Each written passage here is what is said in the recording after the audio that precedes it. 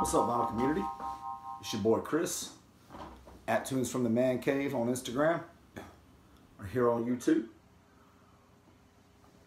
And this is my video. This is my in it to win it moment for my boy at Noble Records, 750 subscribers competition that he's having now on his page, on his profile. I think it's a great idea. I've seen tons of these come and go here on YouTube and in the vinyl community, and a lot of them are like, just subscribe to the channel and you're in, and I'll draw a random number, and if it's your number you win, yada yada yada yada yada yada yada. And I always skip those. It's nothing against them. I think they're still great ideas. They get people involved. They get people looking at your channel. It's still a great idea. But this one, my boy stepped up his game, came up with 5 questions he wants you to answer, wants you to do your own video, plus a bonus question, and they're all important. And there's all a bunch of stuff that I would usually shoot a video on anyway, so here we go. Delving right on in. First question, first memory with vinyl. And for me, what comes to mind first and foremost, when I was a little boy, my dad worked constantly. My dad worked 70, 80 hours a week. I lived in Charleston, South Carolina. We were poor. We didn't have anything. But what we did have, we had about a 6-foot cabinet. It may have been shorter than 6 foot. I don't know. I was small then. Maybe it just seemed like it was 6 foot. Maybe it seemed like it was as tall as I am now. Maybe. But it was huge to me. And it had, it was one of those like all-in units. Had the speakers on the bottom. On the way up, it's got your amp. And at the very top, it's got your little turntable with the cabinet over the top of it. I mean, it was a full cabinet.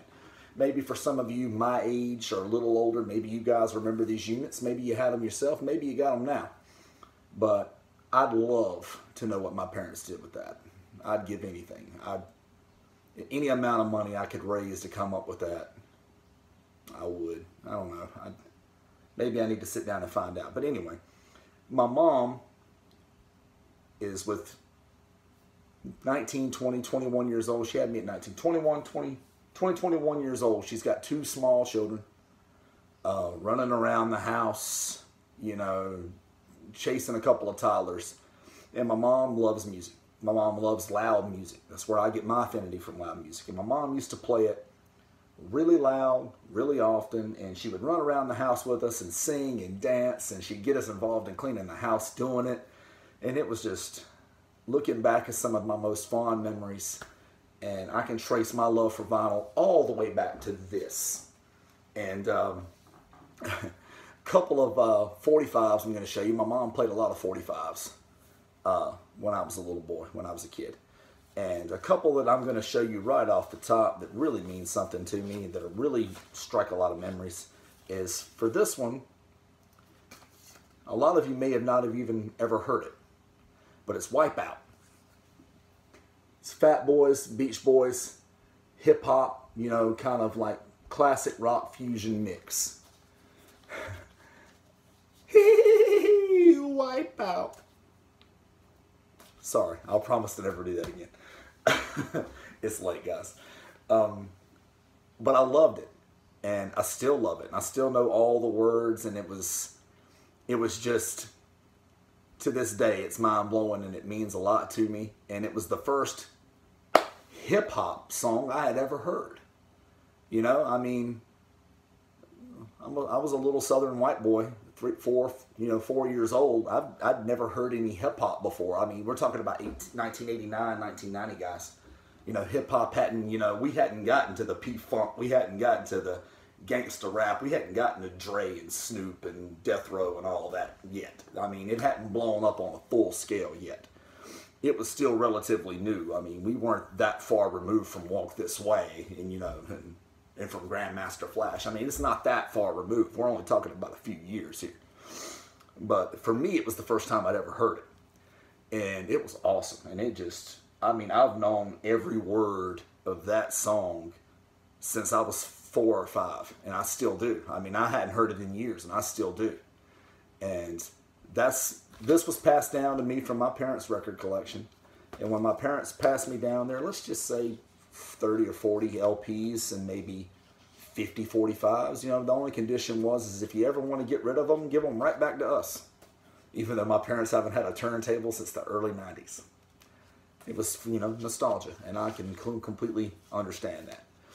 But there's that one, and the second one I want to show you guys, and even though there were many 45s, there were many, but, you know, I'm trying to control the length of this video a little bit, was usually I abhor, completely and utterly abhor writing on labels or on album sleeves or anything. Usually, I mean, is it a deal breaker if I really, really, really want an album? No. It's not a deal breaker, but every time I look at it, I'm like, why did this motherfucker write on this label or write on this sleeve? But I've always made a strong, strong, strong exception for this one. And the name of the song is Come On Eileen, Dexy's Midnight Runners. If you look really close, Mom and Dad's wedding honeymoon song. My parents were jamming out to this one really hard when they got married and during their honeymoon, and it was a huge hit. Obviously, everybody here, I hope I'm not talking to anybody who's never heard Come On Eileen. I hope I'm not. That would be insane. But, you know, one of those, you know, songs, you know, people will make fun of, and people, you know, have their moments making fun of it and everything like that, but everybody knows the freaking words. And I know the words. And I've always known the words, and I wouldn't trade this for anything. I wouldn't trade this for all the craft beer in the world. Because it's just great, great, great memories. My mom got us to do so much cleaning and so much everything just by having all of this, you know, all the tunes constantly going, the 45s, everything. Michael Jackson, Whitney Houston, Prince, all this. I mean, that's my mom. It's all my mom. And so I could trace that back as my first memory with vinyl. Second question. First record you fell in love with. Now, before I talk about that, some of you may notice that I've changed shirts. It's the second Noble Records t-shirt I ever had. One I was wearing for the first question was the first Noble Records t-shirt I ever had. And this one's ultra significant to me because in one of my favorite t-shirts, and it's ultra significant to me because this is the shirt that I was wearing the moment my one and only child came into this world. First time I'm holding my daughter, it's with this t-shirt on. I'll always remember it. It's always going to be a prized possession of mine because of that. And I think, Dylan, at Noble Records, I'm pretty sure you gave it to me. I'm pretty sure you gave it to me, if memory serves correctly. I think you gave it to me. But thank you for that. I've always been one of my favorite shirts. It was super comfortable. I knew it was going to be a long night. Dads, you guys know, labor, you never know how it's going to go. It could last forever. You better be in something comfortable. Anyway, quick little side story. First record you fell in love with, question number 2. All right, and for me, this is a triple LP that you can find at any record store for $10 and under. 3 LPs, but it's 3 LPs of absolute heat, in my opinion. Will always be amongst my favorite rock and roll live albums, if nothing else, for pure nostalgia, and because the front man is, in my opinion, the world's greatest living musician. Wings Over America. This is an original pressing. This is the same copy that belonged to my dad. This is the same copy that I'm calling the first record I fell in love with. It's beat all to hell. The sleeves beat all to hell. I mean, there's no split seams, but it's been taken care of. Excuse me, I should say it's been played all to hell. And it still plays. There's no skips. There's no nothing like that. There's some surface noise. I mean, you can tell that this thing's been played. But I gotta tell you, man, just so many hits. This 3 LPs of hits. My dad, huge Paul McCartney fan. But my dad is one of the very few people in this world who's a huge Paul McCartney fan that got his introduction to them through Wings. My dad didn't really know much about the Beatles coming up, and the Beatles were just a little before his time, so he's a Wings man. So, grew up listening to this, loved it. Got older, started buying my own music, and come to find out that this guy, this Paul McCartney guy, was in another band. Oh shit, really? It's the Beatles. And I'm like, oh wow, I had no idea. So I buy Beatles stuff, and I'm like, holy hell, this is better than Wings stuff. This is phenomenal. Wow, how come I wasn't raised on this? I mean, it's because my dad didn't have it in the house when I was coming up. I ventured out into it on my own, and there are several songs on this, Wings Over America, that are Beatles songs. I mean, they're Paul McCartney songs, but, you know, they're Beatles songs. And imagine being a 20-something-year-old me going to my dad, who introduced me to this in the first place, and saying, hey, Dad, you know these songs right here? Yada, yada, yada, yada, yada, you know? Do you know these songs? They're all Beatles songs. Blackbird, you know, Beatles songs. Long and Winding Road, Beatles song. And my dad's, well, like, if they're Beatles songs, then why are they playing it on the Wings record? I said, because, Dad, Paul McCartney wrote the damn songs. He can play them whenever the hell he wants. And there you had it. The guy who introduced me to this record 30 years ago is getting schooled by his 20-something-year-old son on the origin of the songs. So that was interesting, and it's always been a big conversation piece for me, and I'll never get rid of this one. Some of my all-time favorite songs, Let Me Roll It. My dad is a big air instrument, you know, big on the air instruments. And the Let Me Roll It, the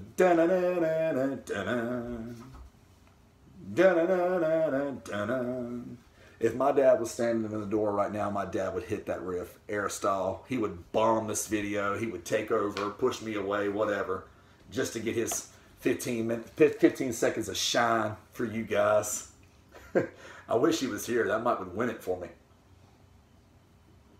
But anyway, so many great ones. Ha ha ha. Maybe I'm amazed. So many great ones, and I just love this album so much. Listen to what the man said. And it's amazing just looking at this album just now, looking at the back of it, how many... I saw Paul in concert maybe 3 years ago, I think it was, in Columbia, South Carolina.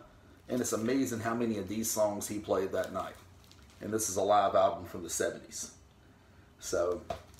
very cool moment just now, just looking at that. Anyway, on to number 3. Number 3, record or records with great significance. And there are many. I've owned about 4,000 records in my life. I can point to at least 1,000 of them and show you why they've had such great influence in my life and such great significance to me in my life, and why so many of them would never ever leave this collection over my dead body. I could go into great detail on that. I could pick 1,000 of them, but I chose to only narrow it down to a few. And I'm going to go ahead and get on that now. So,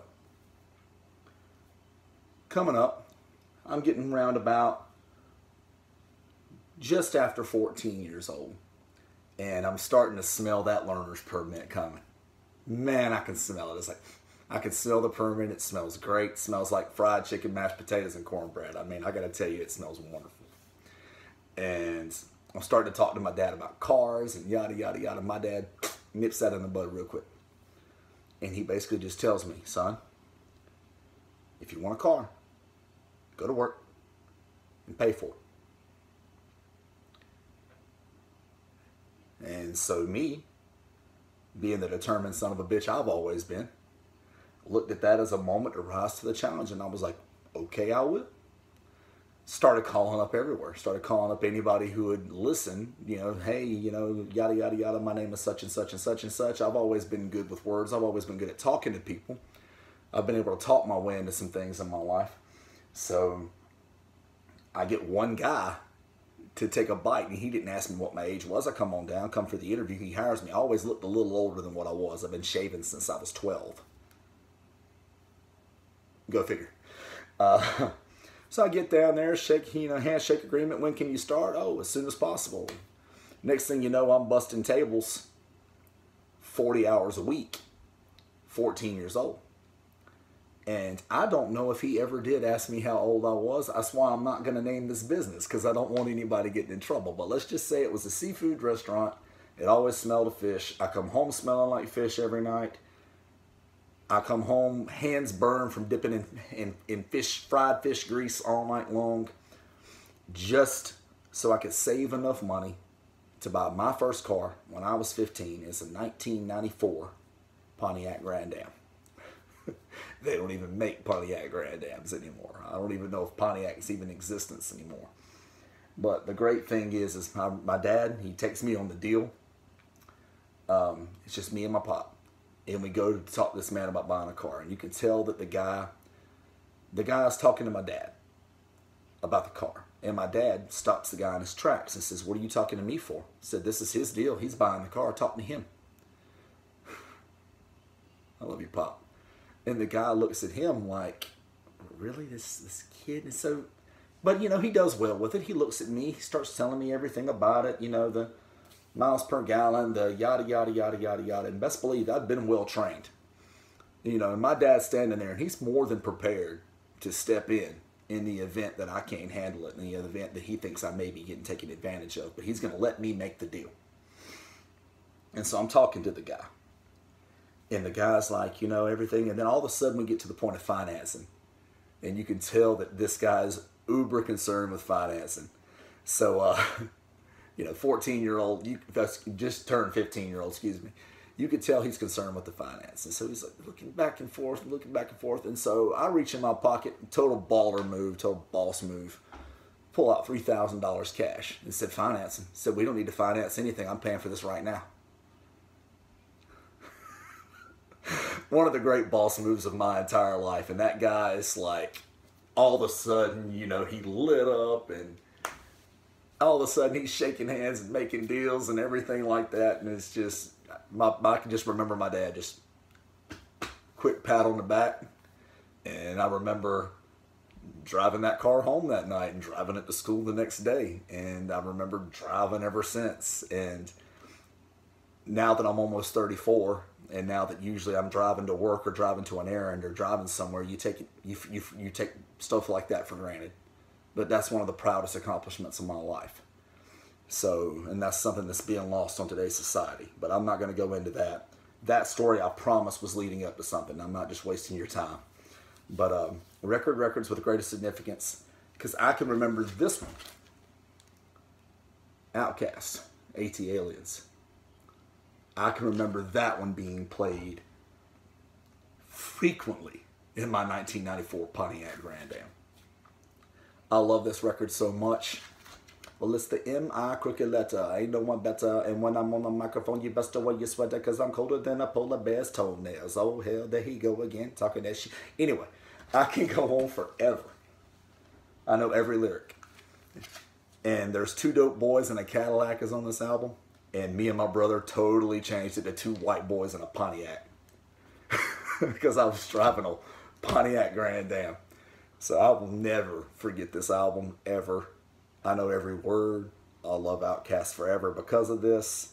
It was only a few years old when I started driving, when I got that car. I still love this album to this day. So it's one of those things where certainly it's not one of the ones with the greatest significance, but it's got a great memory. It's got a great story attached to it. I'll love this record forever because of it. And damn it, for the challenge, you got to pick a few. And so this one comes with a good story, so why not? Outcast, AT Aliens. I'll never forget that 94 Pontiac Grand Am that I blew the engine in. Because 14-year-old me wasn't quite so well versed in changing oil and things of that matter. Anyway, it worked out okay for me. The next one in line, and it's funny because it's going to be a second hip-hop album. And I really don't listen to very much hip-hop anymore. every now and then I'll get in a mood for it. I still like the hip hop that was popular when I was a kid, like Outkast, like the Notorious B.I.G., like Tupac. But the stuff coming out these days, okay, I like Kendrick, I like J. Cole, that's about it. Honestly. But this is another one. And this is a guy that when he came out guns blazing. He kind of just took the industry by its throat from the very jump. And as soon as I show it to you, you guys are going to know where I'm at, especially if you're around about my age. It's Eminem, Marshall Mathers LP. So, another one of the ones when I first started driving. This was one that just came out. It's not like the Outkast one was where I threw it in because I still loved it, and it's like, you know, but it was a few years old. This is one that I bought after I started driving, and it did not come out of my CD player for years. I'm talking about a couple years, for as long as I had that car. And this is one of the ones where I liked the album so much that my brother at the time didn't have a job. And he rode with me a lot, but my brother wasn't always with me. And, you know, he had his portable CD player. I bought my brother a copy because I just felt like he had to have it. Could I have dubbed it for him? Yes, but I didn't feel like that was appropriate. Like I bought this album 4 times, full disclosure. I bought this album. I bought one copy for me when it first came out. I bought one for my brother a couple of weeks later so he could listen to it when he wasn't around me. And I remember not too long after my cousin, who was like a brother to me, being at my house. I remember us playing it loud as hell, playing video games. And I remember him loving it. I remember him going crazy over it. And, you know, he had his own truck then. It was a red S10. And I can remember him being like, man, I'd love to go buy that, but I don't have any money, or yada, yada, yada. And I can remember looking at him and saying, well, hell, you know, let's drive to the mall. I'll lend you the money. And he's just looking at me like, nah, man. I'm like, no, seriously, you need to have this. I will give you the money. Forget about lending. I'll give it to you. And I can remember finally talking him into it. And we rode up to the mall that night. I bought him the CD. We throw it in the red S10. We jammed out to it all the way home, you know, rapping, you know, every lyric. He was starting to catch on. I knew every word. And that's something that means more and more to me. I didn't really think about it so much back then as anything other than just something nice to do for my cousin, for my boy, for, you know, my brother. And now it's one of those things where my cousin, unfortunately, I'm going to get sentimental for a moment. My cousin, unfortunately, a little more than a year ago, chose to take his own life. This same cousin. And it hit us all out of nowhere, hit me out of nowhere. He was like a brother to me. I loved him with all my heart. I'd have done anything for him. And so that's now just a really big attachment, really big story to this album. Whereas back in the day, I just looked at it as, okay, I did a solid for my boy. Now this is a whole nother thing where every time I hear, look, or see this album, I think of that story. And so, you know, hey cuz, Jason, shout out to you, man. Remember the good times. I love you, man.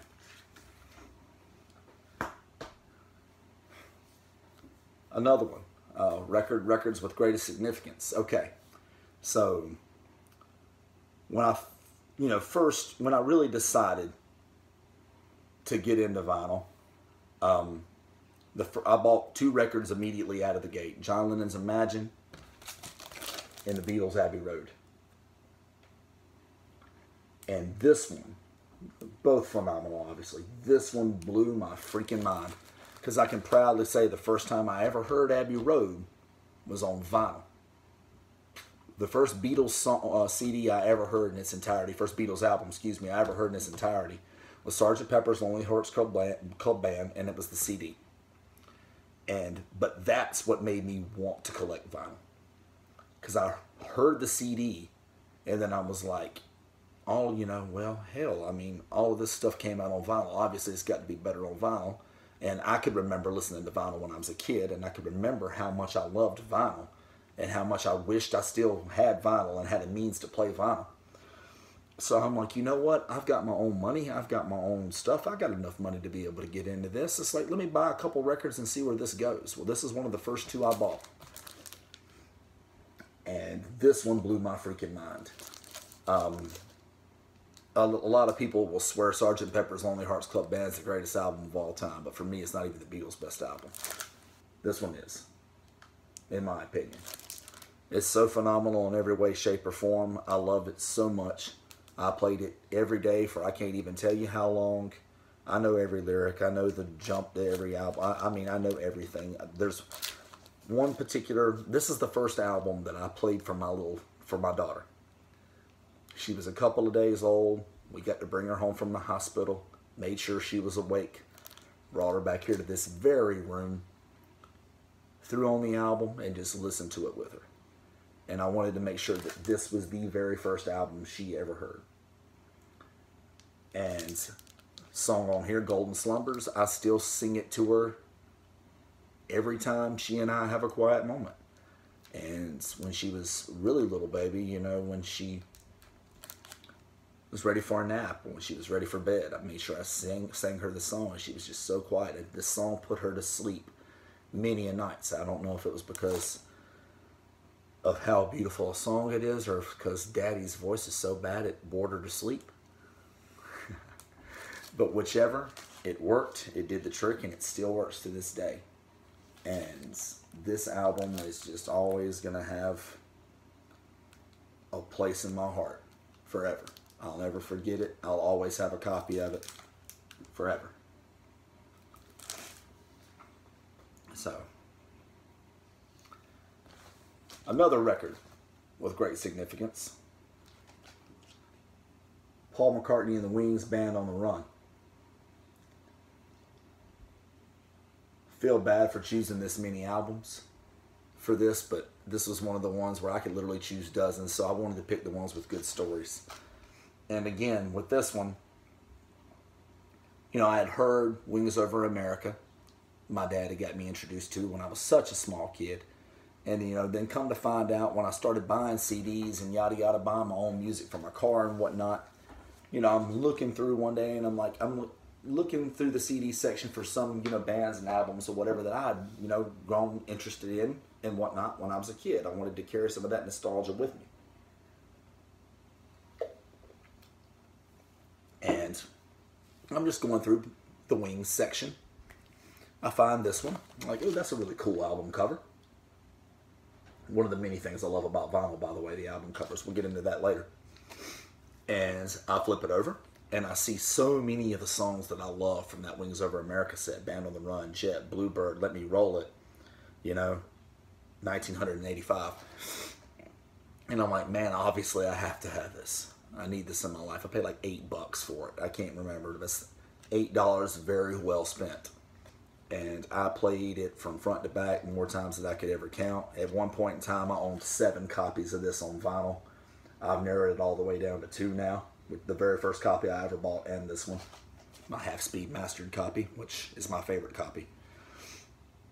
And this will never not be on my shelf. I can't see a time when it'll ever happen. So, phenomenal record. For my money, the best post-Beatles solo projects and whatnot are Band on the Run, John Lennon's Imagine, John Lennon's Plastic Ono Band, and George Harrison's All Things Must Pass. Everything else is playing for a spot after that. I won't fault anybody who picks any album I just mentioned as the best, but anybody who picks another one, it's like, what the hell is wrong with you? Are you serious? Those are the best ones to me. It's not close, but this is my favorite. Will I say it's the best piece of art from the group after? Nah, but Lennon's Plastic Ono Band is the most emotional and personal rock album I've ever heard. But, man, I love that damn record. Jesus, I love it. So, on to number 4. Question number 4. Album I spent the most on. And, props to you, Dylan, in the video, your original video, for saying that, you know, you don't have to tell me what you spent on it, but if you would. Yeah. You know me, man. That was a bait for me, and it was an easy bait because you know me.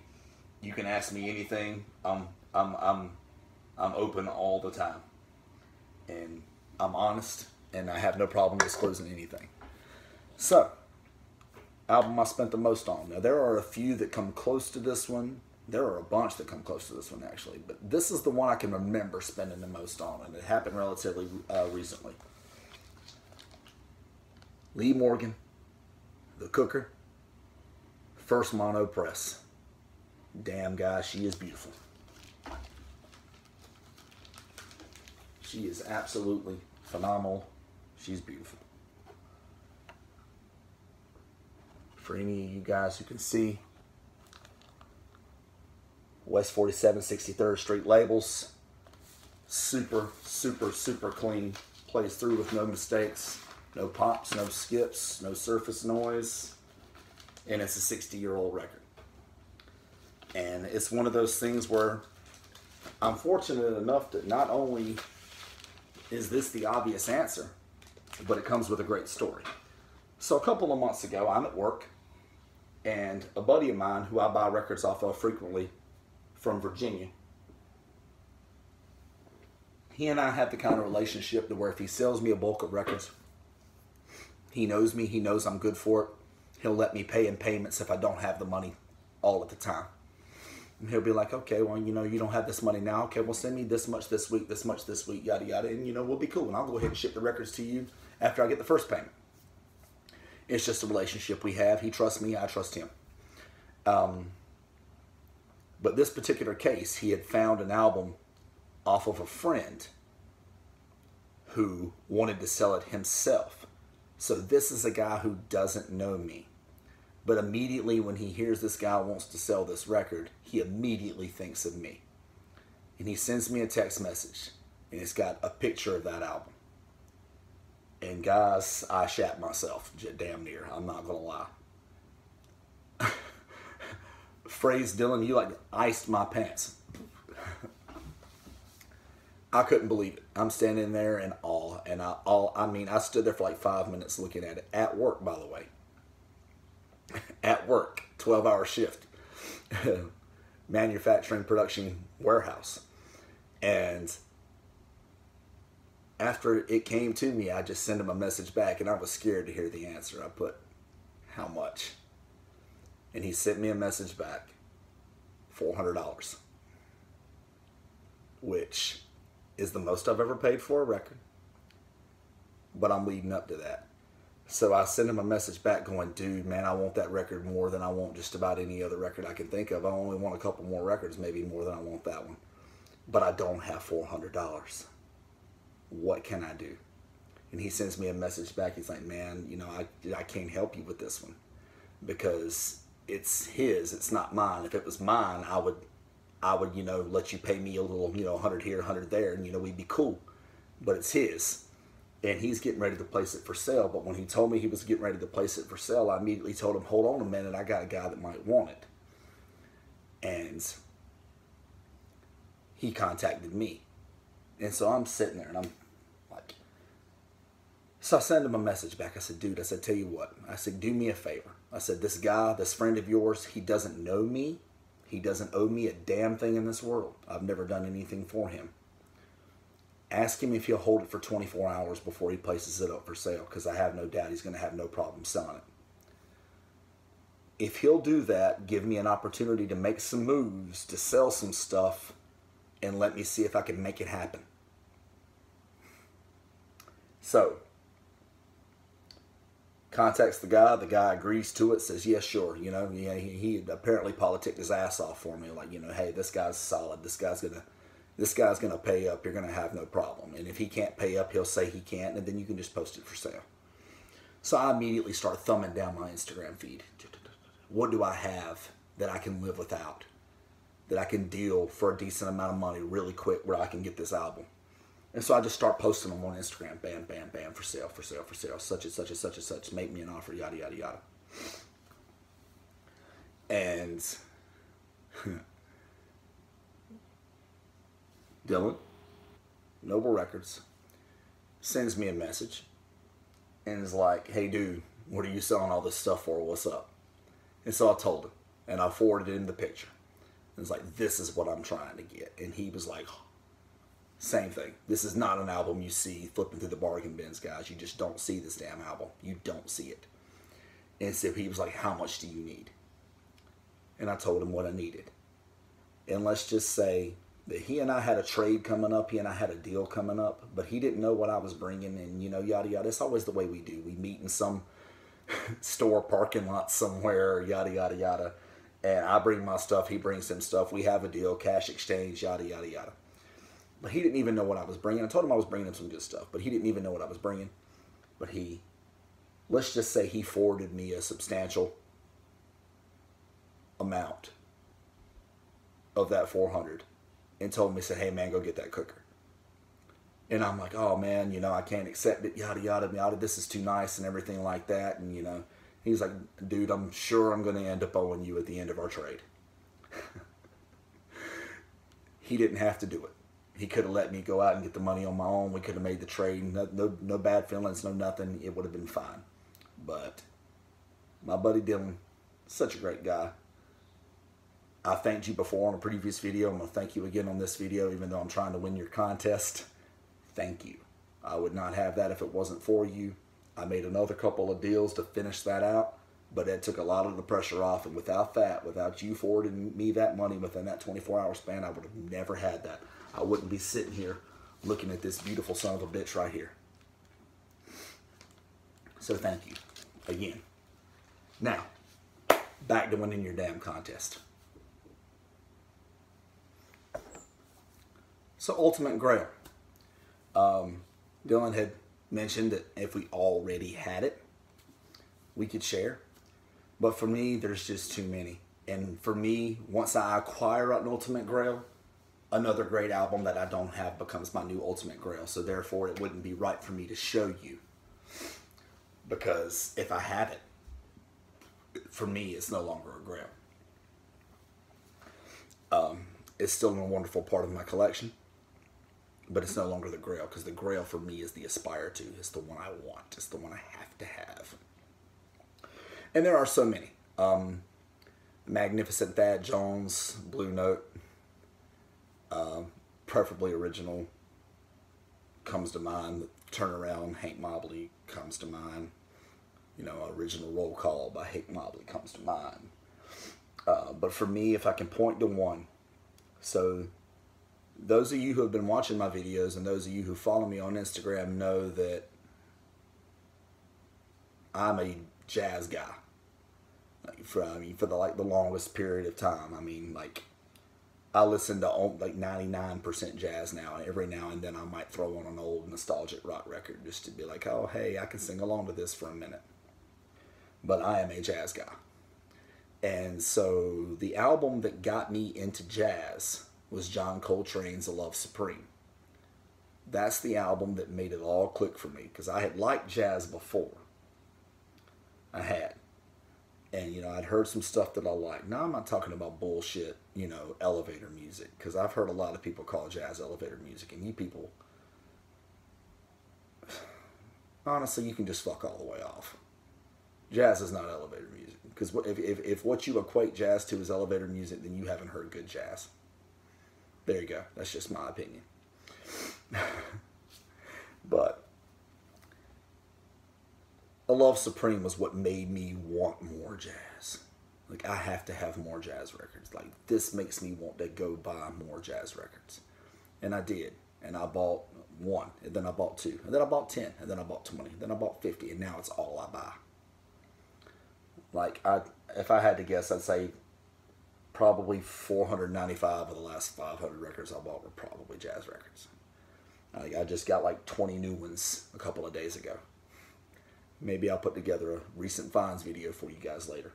But my Ultimate Grail, again, first jazz record I fell in love with was A Love Supreme by John Coltrane. It's one of my favorite albums of all time.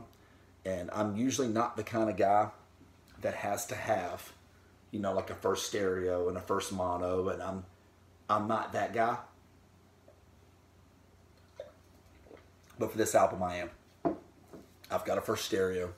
I've got a 45 RPM analog productions, which, oh my God, believe it or not, the volume on that son of a bitch is spiked. And I've got a, you know, like a collector's edition or whatever that came out a few years ago that's got 3 LPs, like the Complete Masters is what it's called, I believe. And it's a solid enough, you know, reissue, but it's one of those ones that I bought because I love that album so much. And what I want is a first mono press. I want it bad. I really want it. And my preference would be to buy, you know, to find a friend or somebody I could deal with or trade with or, you know, make a move with to, you know, trade it to me or put me on a, you know, on a plan or whatever without having to hope on, you know, stumbling upon it or buying it off of eBay or Discogs. But that's what I really want. A first mono press of John Coltrane's A Love Supreme, preferably in VG Plus or better. And I know it's going to cost me a little Skrilla. I know it. And I don't give a damn. I will pay it. I will make a move. I will figure something out. So if anybody, if you guys watching this video, I know I'm trying to win a competition. So Dylan, forgive me for just a minute while I'm trying to win your competition. Forgive me if I go, any of you guys watching my video, if you have a copy of that and you don't mind parting, holla at your boy. We can work something out. So that's my ultimate grail.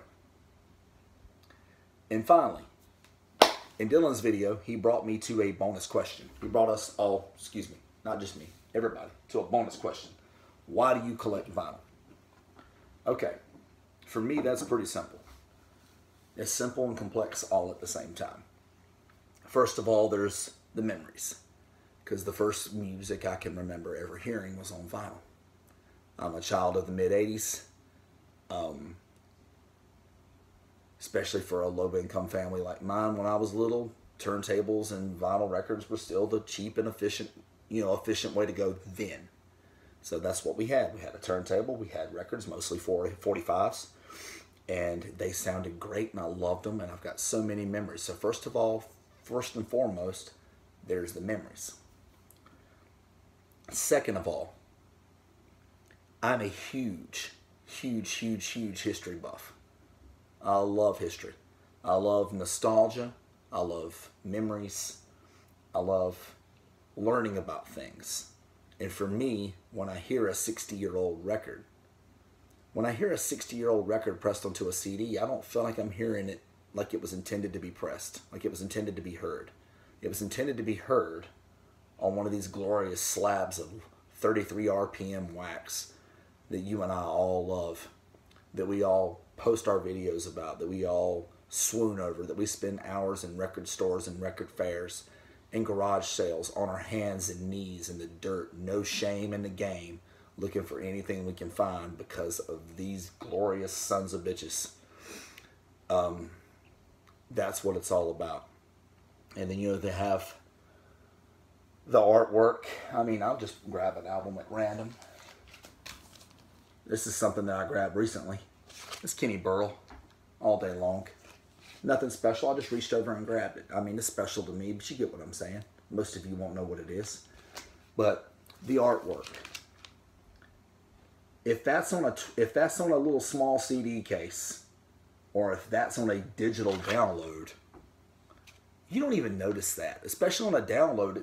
If you download an album as soon as it comes out, you might not ever even see the damn cover. You don't see it.